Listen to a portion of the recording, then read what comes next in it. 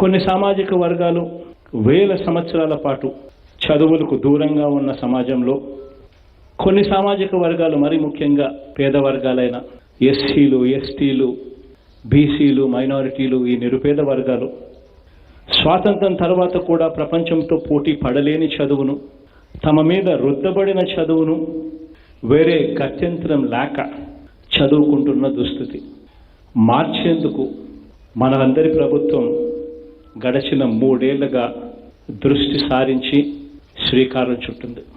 ఈ మార్పులు ఉపాధ్యాయుల్ని ఇబ్బంది పెట్టే మార్పులు కావు. ఇవి ఉపాధ్యాయులను ఇబ్బంది పెట్టాలని తీసుకున్న నిర్ణయాలు అంతకంటే కూడా కావు.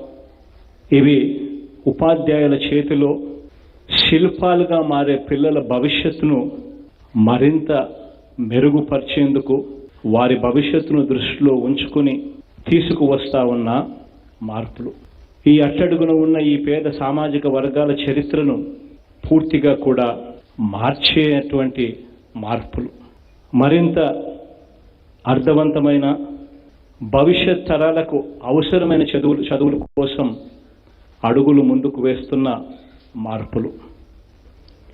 ఇవి గత ప్రభుత్వం మాదిరిగా ఎడ్యుకేషన్ సెక్టర్ నుంచి ప్రభుత్వం తప్పుకొని కార్పొరేట్కు ఎడ్యుకేషన్ సెక్టర్ను అమ్మేసి పేద సామాజిక వర్గాలకు అన్యాయం చేయటానికి ఉద్దేశించిన మార్పులు కావు.